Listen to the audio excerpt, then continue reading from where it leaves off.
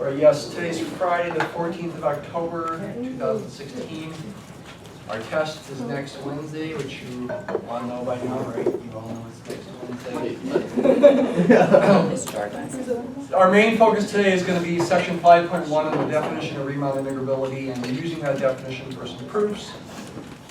I do want to look a little bit more at some calculations from chapter 4 related to derivatives. I will also mention the facts to know from section 5.2. Mainly, what I test you on in section 5.2 will be knowledge about facts and definitions, definitions and theorem statements. Probably not proofs from that section. I thought it'd be good to spend a little time just practicing a few calculations with the first and second derivative test. Okay, so that's it's good to be a math major in terms of making sure you can do that coming out of school. It's been a while since you took Calc 1, so maybe we should re-emphasize how to use those tests. Let's take a cubic.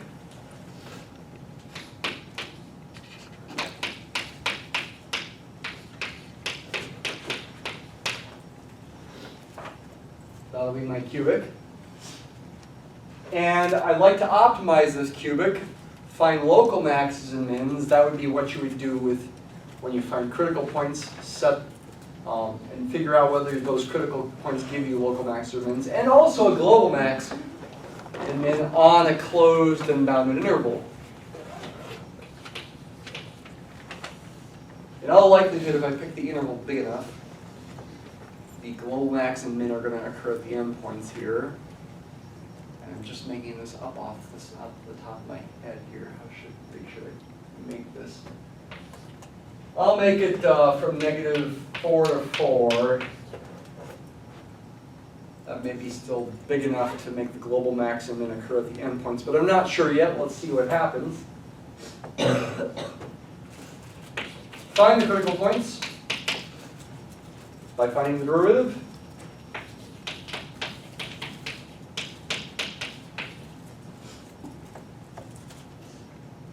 Set that equal to 0 and solve for x. Most likely those critical points here are going to be irrational numbers since I made this up off the top of my head here. And are they going to be real numbers? Yes, they will be. Set this equal to 0 and solve for x. We can use the quadratic formula here. You'll be glad to know I won't sing it for you this time, or should I? You want me to? I see some people saying yes and some people saying no.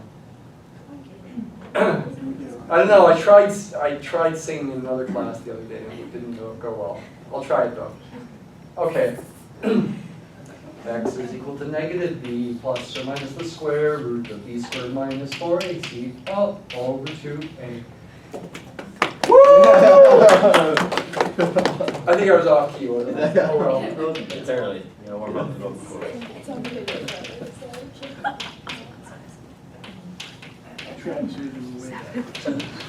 Okay? In all likelihood, this is going to be irrational. Double check that I did that right.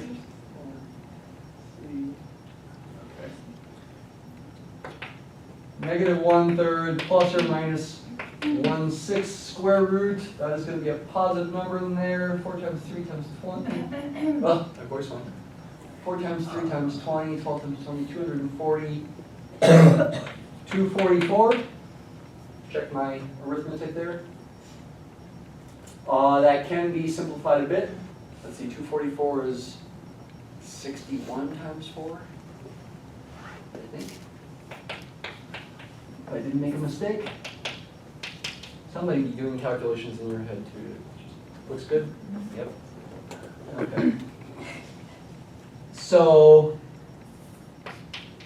actually you can simplify it to this. Yeah, it will be, those are irrational, but they are real. This has got real critical points. I suppose we'd have to check to see whether these are in the interval. I believe they probably are. Square root of 61 is going to be between 7 and 8. So it's plus or minus a number between 7/3 and 8/3. which would be between 2 and 3. Yeah. We are going to be in this interval. Just barely maybe with this left-hand point. How do you use the first derivative test to figure out which of those gives you a local max or a local min? Well, I hope you know you could answer the question without the first derivative test, because you know this is a cubic with a positive leading coefficient, and you've got two real critical points. The graph has to look like that. So the lower one, negative 1/3 minus this, has got to be a local max, and negative 1 plus that thing gives you a local min, or relative max and min if you want to use the book's terminology. I prefer local. But how would you use the first derivative test to confirm that? Well, the way I typically teach my calculus students is not really a proof so much as just drawing a number line and testing numbers on the number line.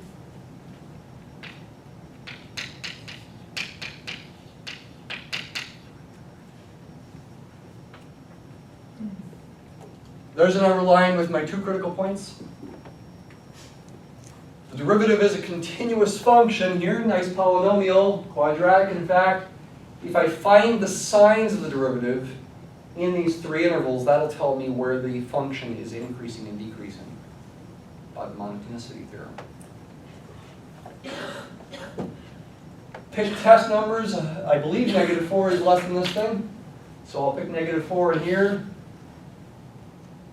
I'll pick 0 right there, and we should be safe if we pick, for example, positive 4 over here. Pick test numbers in each interval. Test to see whether the derivative, plug them into the derivative and see if you get a positive number or a negative number. Pick nice numbers. F prime of negative 4. Plug it in here. Just do this in my head here. Negative 4 squared is positive 16 times 3 is 48. Minus 8 is 40. Minus 20 is 20. It's positive. And it's 0 here. By continuity, ultimately, the derivative is positive for all x less than negative 1/3 minus root 61 over 3.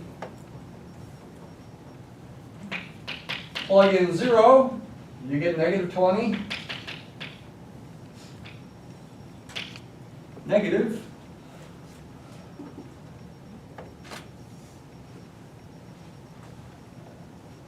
Plug in positive 4, you're going to get a positive number. Again, 48, this time plus 8. 56 minus 20, 36. The actual value is not so important as whether it's positive or negative.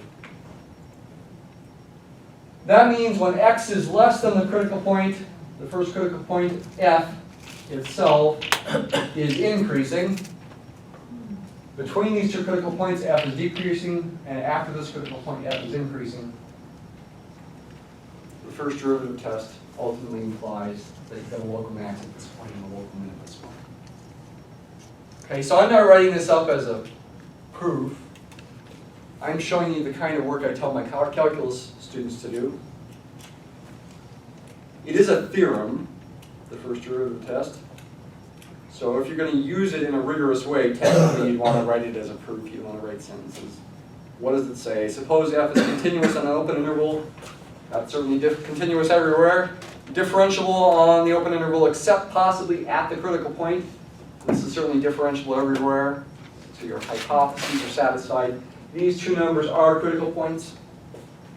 Part A says if f prime is positive just to the left of the critical point and negative just to the right of the critical point, that you've got a relative max there. That's what happens at this value of c. And if f prime is negative just to the left of this critical point, as it is, and positive just to the right of it, so the function f is decreasing and increasing, then you've got a local min. How about global max and min? I'm guessing the graph over this interval looks like this. So I'm guessing the global max is there, and the global min is there.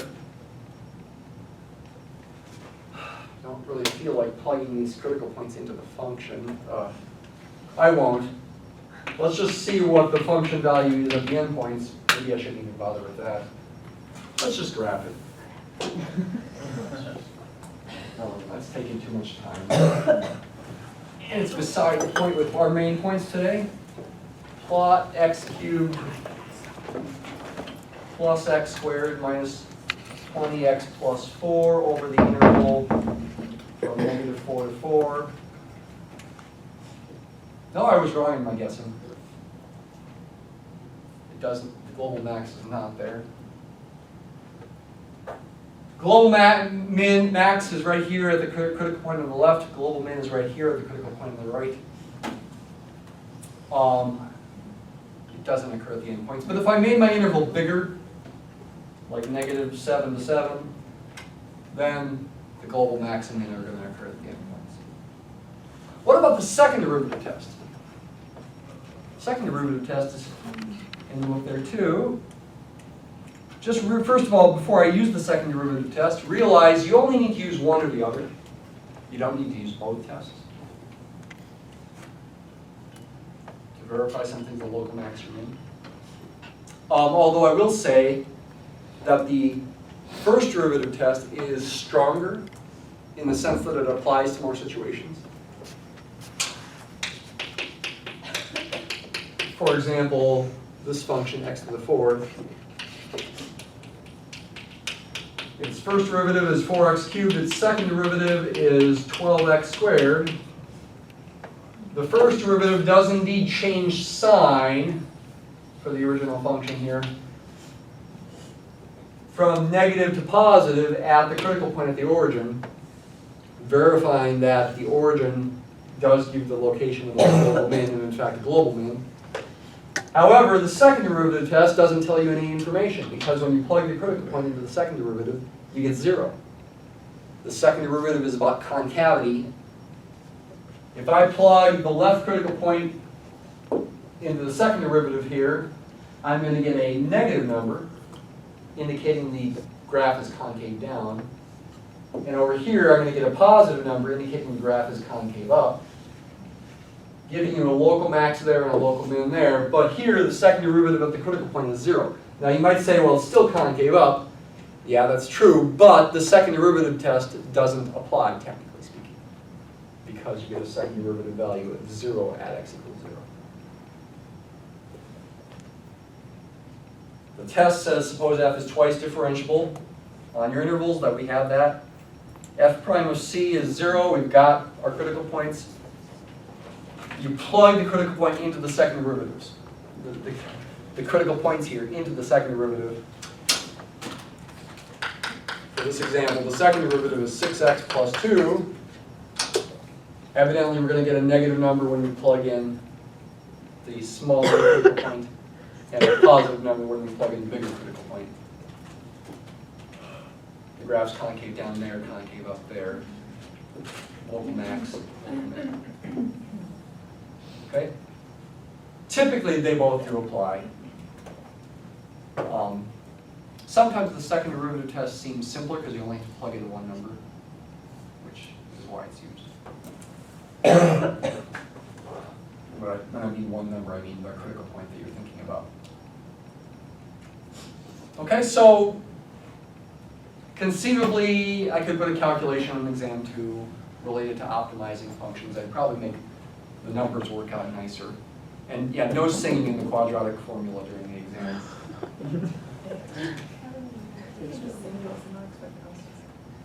I'm sorry.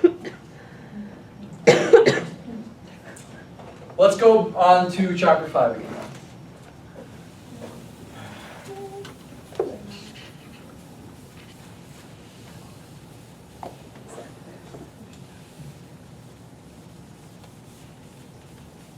By the way, the proof of the first derivative test is not too hard. You can either use the mean value theorem directly or use one of its corollaries like the monotonicity theorem. It's probably easier to use the monotonicity theorem to prove the first derivative test. second derivative test is a bit trickier to prove. But I would say the first derivative test proof is a possibility on the exam. All right, once more, here's our definition of Riemann integrability.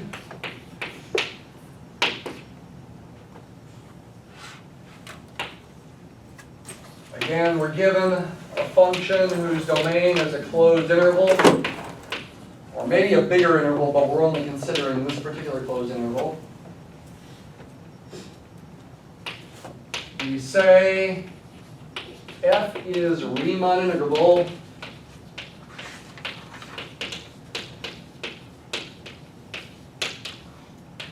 on the closed interval from AB.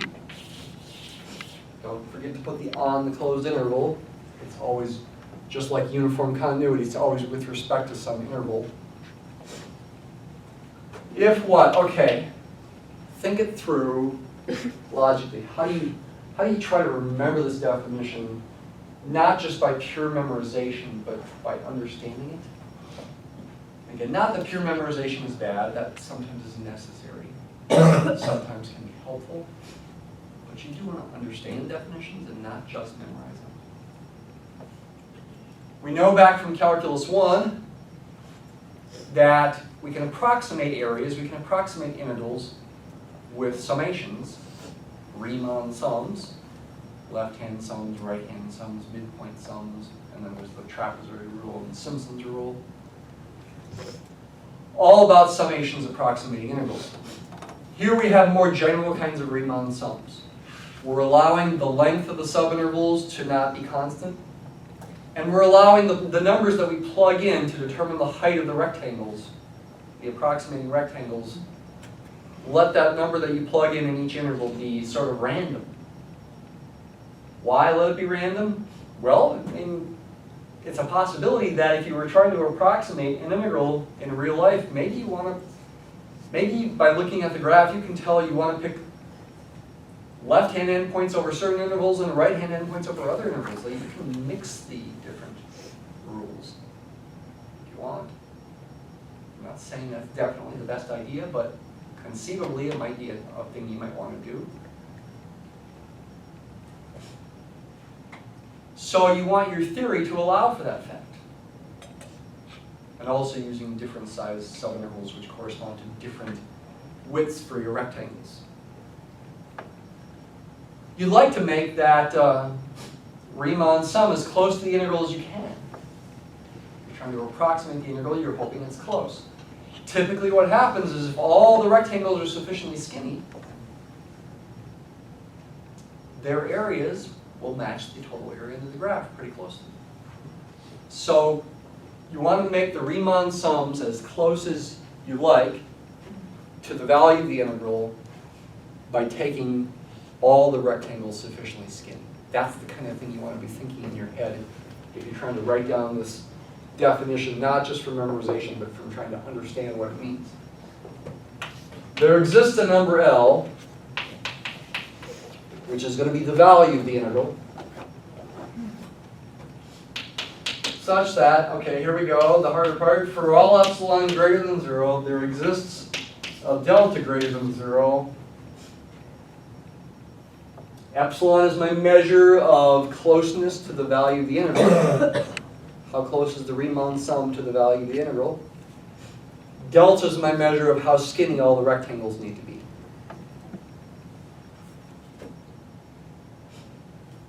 There exists a delta greater than 0 such that all Riemann sums with norm sufficiently small, less than delta, are within epsilon of the value of the integral. There's our book's notation for your arbitrary Riemann sum. S stands for sum. It's with respect to a function and with respect to sum tag partition. A partition is a breaking up of the interval into pieces. Similar to the idea of a partition in algebraic structures, but not exactly the same. Because technically speaking, successive pieces share endpoints. So the intersection is not empty. But it's a similar idea. You can make that as close as you like to L. by taking, again, the norm of the partition sufficiently small. For all tag partitions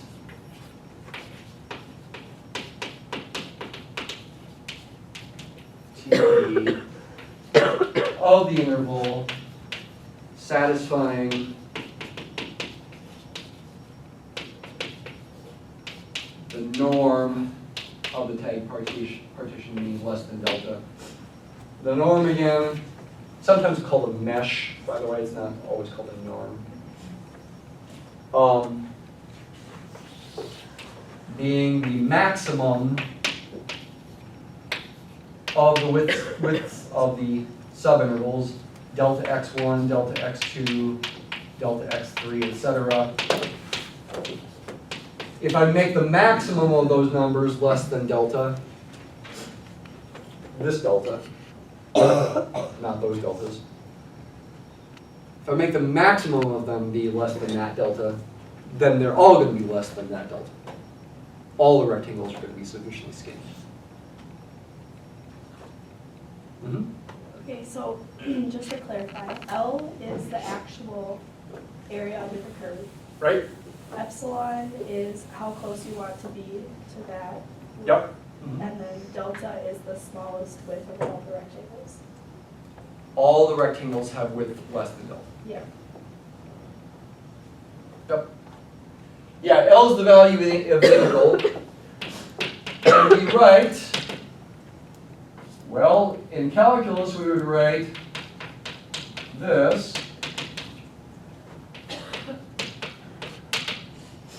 In real analysis,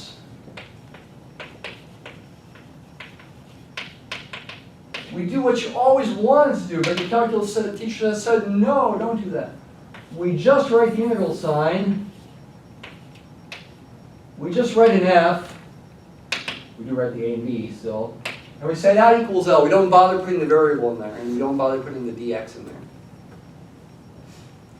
Why? Why are we being sloppier now, aren't we? Well, technically, it's not any sloppier. As the author tries to emphasize, this symbolism emphasizes the only things you need to know. You need to know what the function is, you need to know what the interval is, and you need to know you're doing an integral. We teach this in calculus because typically x means something. And you want to emphasize the meaning, and in fact, focusing on f of x dx sometimes is helpful as well to try to understand the meaning of the integral, the real-life applications. Not that we don't care about real-life applications in real analysis, but we are more focused on the theory, so we go ahead and be sloppier and don't bother putting an x in there and don't bother putting a dx in there. This symbolism is technically all we need. Not that I won't sometimes write that. But this is what I'm typically going to write. Question? Can you go back to the max of, so those are the x1, x2, those are our intervals? The lengths of each interval. The book typically writes it like this.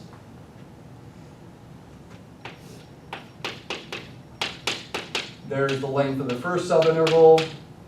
The length of the second subinterval could be bigger. The length of the third subinterval could be a lot smaller. It's like the largest. Yep.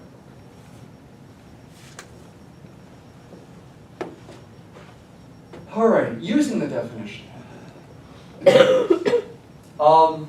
You had a completion problem for today where you technically were supposed to use this definition to prove a constant function is Riemann integrable. If k is a constant, and the value of the integral is k times b minus a. Technically, this is a constant function. It's not just a number, it's a constant function. It's horizontal. That proof, I hope you found to be actually pretty easy, even though the definition is so hard. I mentioned what should have happened in class. it turns out it doesn't even matter what delta is. Delta can be any positive number. You could say that in your proof. You could say let delta be any positive number, or you could pick a particular positive number like 1. Because for constant functions, the Riemann sums, no matter what the type partition is, always give you the same answer. They always give you this. Right? Because the Riemann sums are going to look like this. Not to infinity there. The k can be factored out. And this is b minus a. Because, think about the situation. It definitely is b minus a. This is a. Ultimately here, xn is the last thing, it's b. You're adding up the lengths of the intervals, you're going to get the length of the total big interval if you add up the lengths of the subintervals. That's an obvious thing, okay? You don't have to prove that, that's an obvious thing. So no matter what the partition is, no matter what the tag partition is, you always get the same answer. So this difference is always 0 if you replace L with that. 0 is less than any epsilon. Done. Okay, that's as easy as you can possibly get. And you still got to think about the structure of the definition here, and that's probably the hardest part of the theorem, or the proof.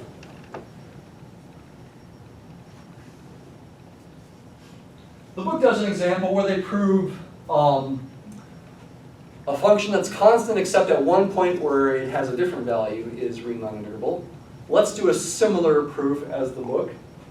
And in fact, the constant value for all the other points is 0. Let's continue in our example doing that. Let's come over here. Let's do a similar function. Let's let this be 0 most of the time. It's going to have two non-zero values. Let's say it equals 3 if x equals 2, and 4 if x equals 7, and 0 otherwise.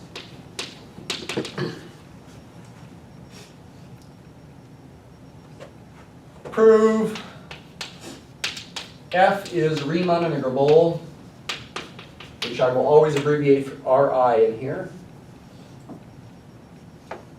And there, I am going to emphasize the word, the Riemann part of it after Bernard Riemann, because there are other kinds of integrals like the Lebesgue integral that I mentioned before.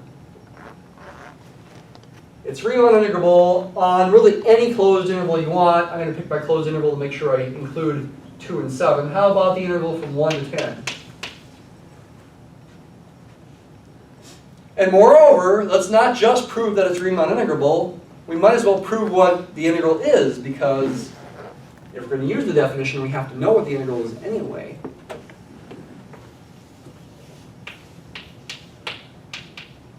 What should it be? Well, probably 0. Graph is the same as the x-axis, except at x equals 2 and x equals 7, where the graph goes up to 3 and 4. It's 0 otherwise. Doesn't matter that these points are non-zero. The area under the graph from 1 to 10 should be 0. Lines have no area. But how do you prove that from the definition? It is tricky. I'd say the trickiness of doing this is perhaps 10 times greater than proving that thing over there. Okay. I don't know if it really qualifies as 10 times greater. I'm just making something up.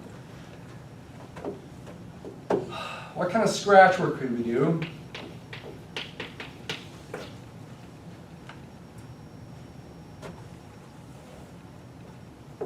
This is not really much scratch work. Write down your arbitrary looking Riemann sum here as a summation. So I will typically use delta xi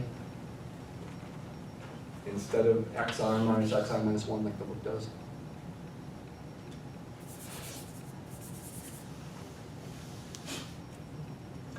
Okay, technically speaking, in real analysis, you should not think probabilistically. But for fun and for intuition, let me go ahead and think probabilistically. In all likelihood, for a randomly chosen tagged partition of this interval, that summation is going to be 0, right? If the TIs are arbitrary points in each subinterval, T1 in the first, T2 in the second, T3 in the third, in all likelihood, in all probability, with probability 1, this is going to equal 0. But, technically speaking, we should not think probabilistically. In real analysis, we're not trying to assess the probability of something. We're trying to do proofs. And it's possible one of these t's could be 2 and the other one could be 7. But that's kind of like the worst case, so to speak. At most, this summation is going to be f of 2 times delta x, what should I call the subscript, maybe something besides I, j, plus f of 7 times delta x k, where j and k are some fixed numbers between 1 and n, j less than k.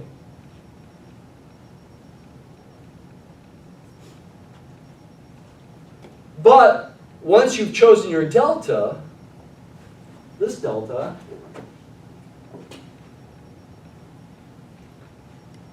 because the norm of your tagged partition will be assumed to be less than delta, both of these are going to be less than delta. F of 2 is 3, f of 7 is 4,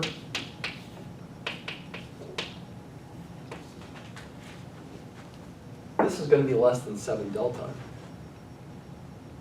And, just a second here, and this is the same as this.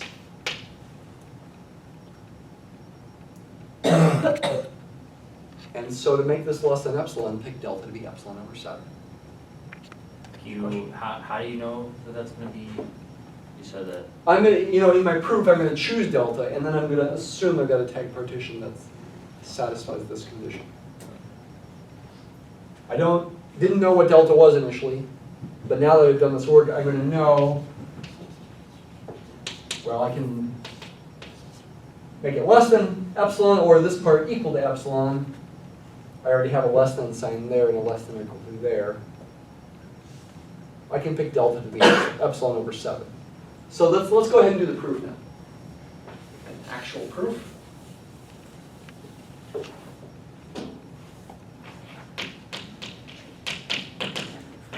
Let epsilon be greater than 0.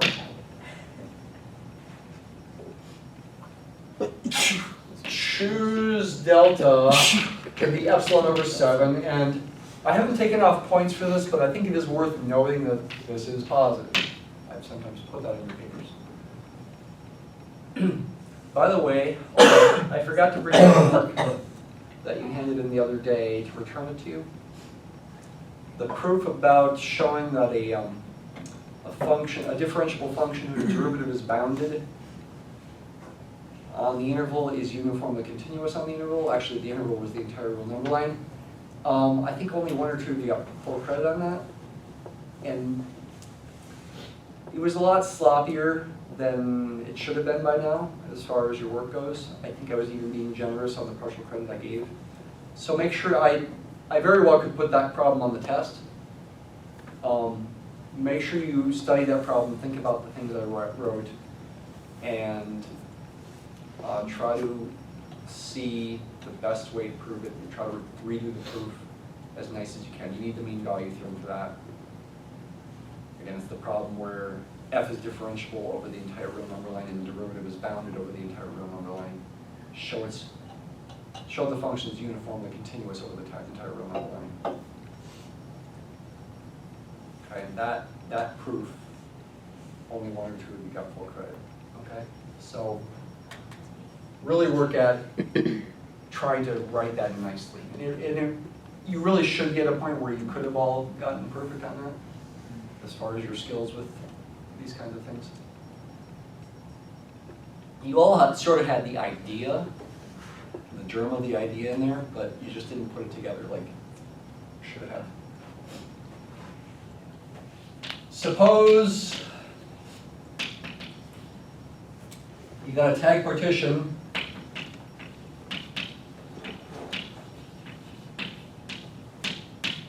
of, you should emphasize the interval, 110, and you are assuming the norm of the tag partition is less than delta, and maybe you want to make an extra comment, so delta xi is less than delta for all I going from 1 to n. This is a good view here. Is it dark enough? It's to fine. tell? Okay. Zoom in if you need to.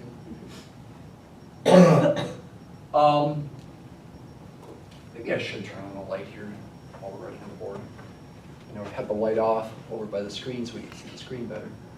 But let's focus on the proof here.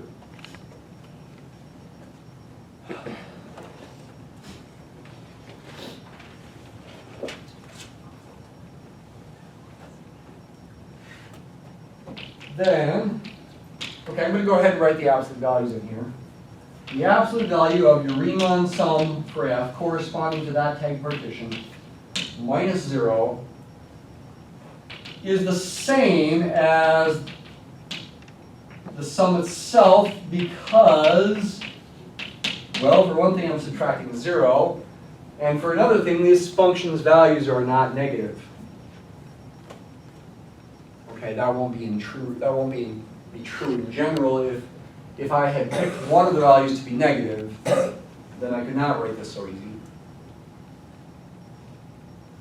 Makes it a little easier that the values are not negative. Do you need to say that? I think that's clear enough that you wouldn't need to say it. And it is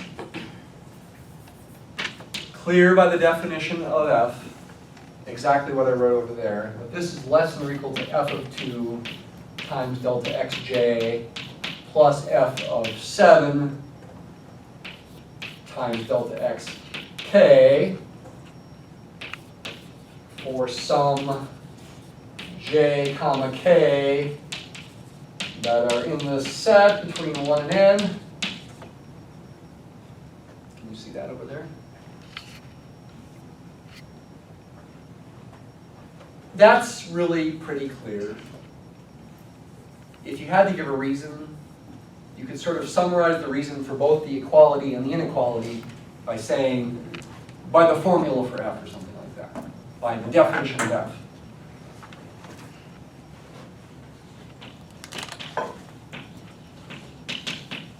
The definition of the function f makes this pretty clear.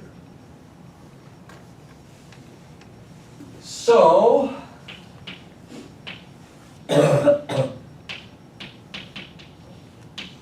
this difference is then less than or equal to, well, actually strictly less than, because of this fact, strictly less than f of 2 is, again, 3, f of 7 is 4, 3 delta plus 4 delta equals 7 delta, which equals epsilon. Delta is epsilon over 7. And that finishes the proof. I don't know, would you say that's 10 times harder than the other one? Maybe, maybe not. I mean, you gotta use the definition in both, which makes them, maybe in your mind, almost the same level of difficulty. At what point did we get to where we can just assume that the limit is equal to 0? Because it's, we said the value's equal to 0? Yeah, because we said it's pretty obvious, but You have to know the value ahead of time. You have to conjecture the value. okay. And so we're conjecturing 0 since lines have no area. Lauren? That was kind of my same question, like, we don't have to do anything to prove that the limit. Well, this does prove that the function is Riemann integrable, and it also proves that the integral is 0. Which maybe you want to add that as a last sentence. This proves f is Riemann integrable over this interval, and it proves the integral is 0. So So if you had a function that did have area, you would find that first? Yep, well, let's do an example like that right now. This is the example I said you might consider to be 100 times harder. At least it may feel that way at first. Once you got experience with it, you realize it's not really 100 times harder. Probably 99.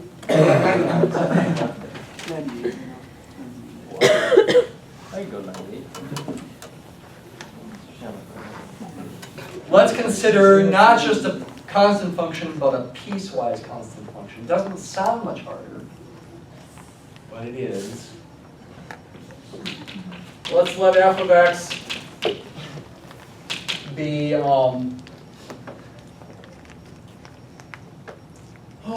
8 if x is between 2 and 5, and 11 if x is bigger than 6, and 0 otherwise. I guess I'm defining these things on the entire real number line, though I'm only integrating them over a closed and bounded interval. Show f is Riemann integrable. Pick an arbitrary interval here, including the interval from 2 to 5, like from -3 up to 11. And that the integral of f over this interval is whatever you would guess it to be based on the area interpretation.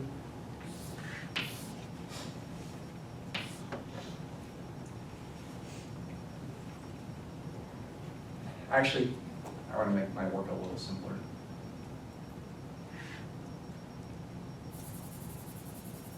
Let's make this 2.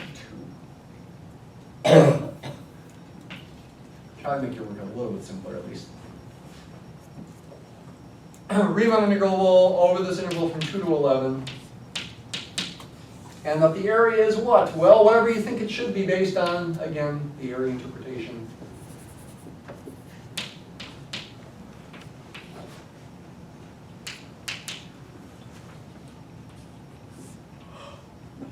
The graph continues up at 11 here forever, but I'm only stopping at 11. What's the area? It's the sum of areas of two rectangles. Area of this one's 3 times 8 is 24. The area of this one is 6 times 11 is 66. Looks like the integral should be 90. Should you be greater than 5 for 11 then? Oh yeah, sorry. That's what I meant to put.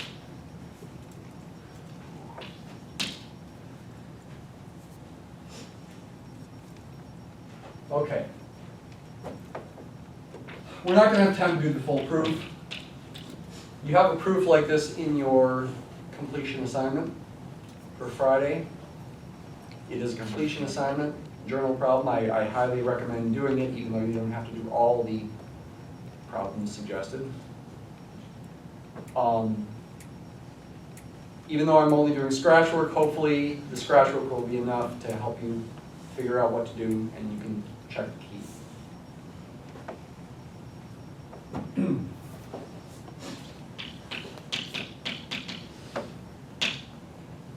Instead of writing the arbitrary Riemann sum symbol minus 90, to start with, I'm just going to think about the arbitrary Riemann sum symbol. It is a sum that would look like this. We have an arbitrary tag partition of the interval from 2 to 11, and so we don't know what the delta x's are, we don't know what the t's are, we do know it's some breaking up of the interval into a bunch of pieces with arbitrary tags in those pieces and a summation of this.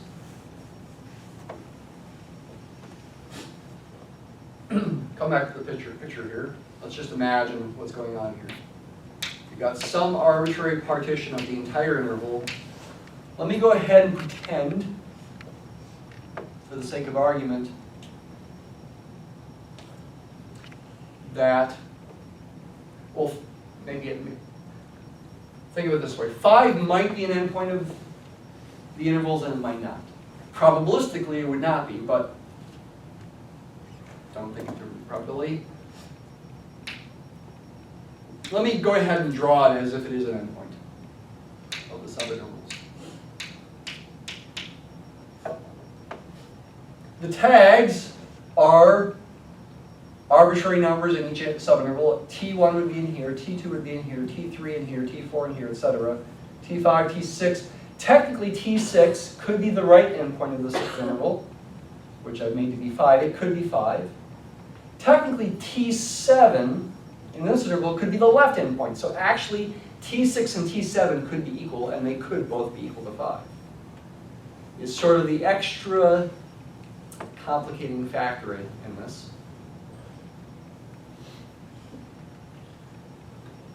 Another complication to think about is technically when x is 5, the function output is 8, and not 11. This is a filled-in dot. This is an open dot. This point is part of the graph. This point is not part of the graph. That's sort of an extra complication to be thinking about. However, in spite of that extra complication, you can break this summation up into 2 pieces. 2 summations. Of the same kind of form.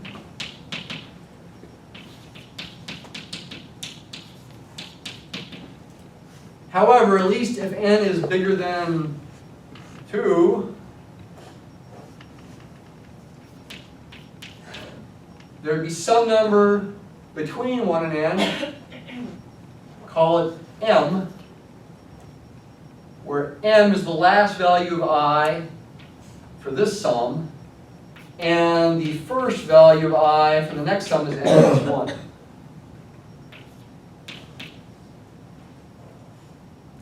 You know, you can say without loss of generality, let n be bigger than 2.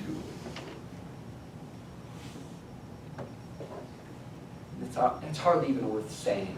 I mean, in general, n is going to be large for good approximations, but I suppose, technically speaking, to guarantee that there's some m like this, would 2 even work? I suppose 2 could even work. Then the m would either be 1 or 2. Well, I guess it would have to be 1.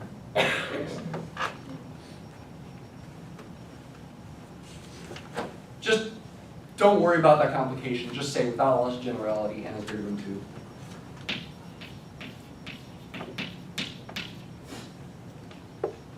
2. Where, how have I chosen to break this up? What's going on here? I haven't said that. Where for I goes from 1 to n, f of ti is 8 because ti is greater than or equal to 2 and less than or equal to 5. And for I goes from n plus 1 to n, ti is bigger than 5, and therefore this is 11.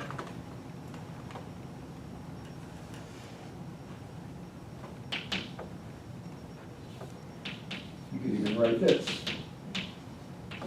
And this is an equal sign here. This is going to be equal.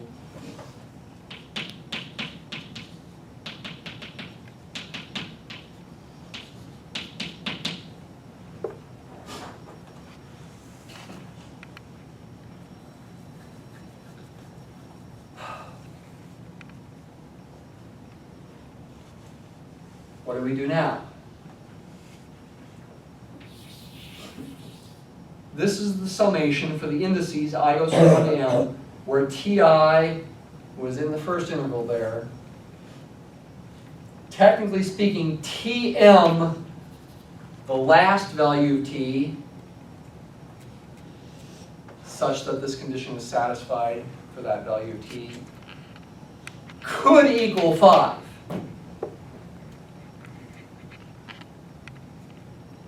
That could be true. This is scratch work, so you can write things like this. This could be true. So, the sum of the lengths of the subintervals for that particular summation could be bigger than 3. But if you, once you find your delta, and if you assume the norm of your tight partition is less than delta, it can't be bigger than 3 plus delta.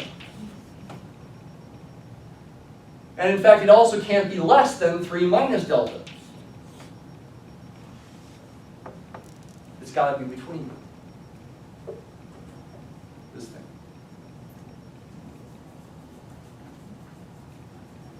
Similar kind of thing here.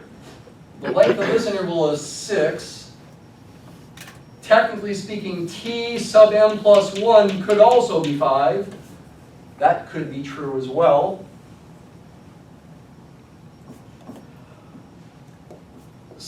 So this could be bigger than 6, but it can't be bigger than 6 plus delta. And it also can't be less than 6 minus delta. This is going to be between 6 plus delta and 6 minus delta. This thing, I mean. So what does that mean? Okay. It means your Riemann sum here, there's all equalities there, no inequalities. And by the way, you know, I said those things verbally.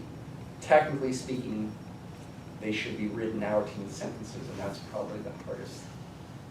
I mean, it's hard to figure out how to think about it for one thing. It's also hard to, you got to say those things that I was saying verbally. Write it out.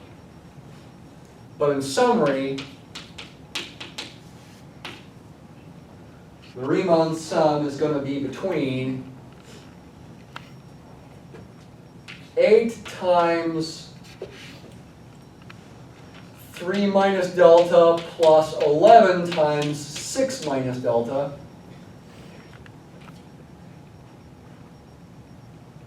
And 8 times 3 plus delta plus 11 times 6 plus delta.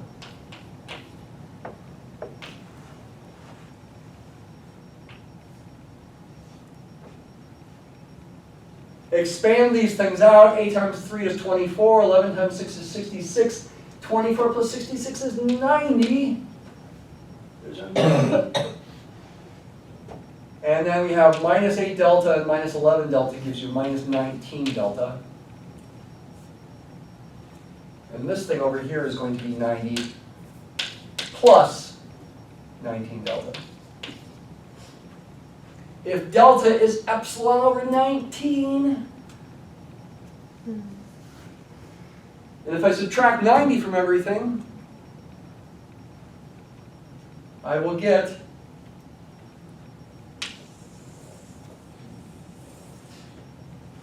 that SFTP minus 90 is between negative epsilon and epsilon. In other words, its absolute value is less than epsilon. If I pick delta to be epsilon over 19.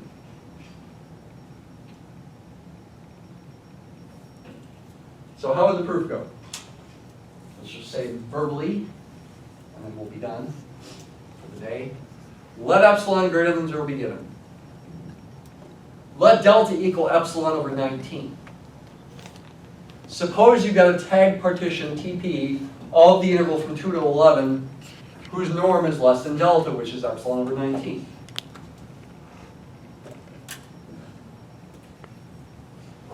It is probably best now to think about this expression instead of going right to this thing, I think. This equals that by definition, and then you do a little explaining. You say this means, and it is pretty clear, you can just say what it means. It means there is an M such that Ti is in this interval where I goes from 1 to M. And it's in the interval from 5 to 11, strictly bigger than 5, for I equals M plus 1 to N. So the value of these f of Ti's is 8, and the value of these f of Ti's is 11. Moreover, this summation is definitely between these two numbers. explain that, you could say, because in a worst case scenario, so to speak, I don't know if that's the best way to phrase it. Probably should not say worst case scenario on the proof. Ti could be 5, but the norm of the partition is less than delta. So, struggle how to phrase this. Maybe you can just go ahead and say that summation is between these two numbers. Is that really completely obvious? It is when you just think about the picture, but how do you describe that in words? I'm not sure offhand the best way to describe that in words. You could look at my key and see what I did, I suppose. I don't remember what I wrote. And this summation is between 6 minus delta and 6 plus delta. I think on the test, if I put 1 on the test, and I could, I've done this before, I think you wouldn't really have to fully explain that. It would be clear from the picture, and I would be fine with that.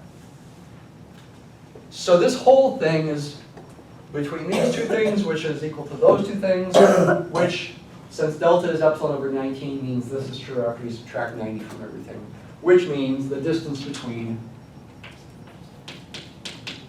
the Riemann sum and the value of 90 is less than epsilon in absolute value. The distance between them is less than epsilon. And that would mean you're done, and it would mean the function's Riemann integrable on the interval, and its interval equals 90. All right, have a good weekend. If you got other questions, you can ask me after class.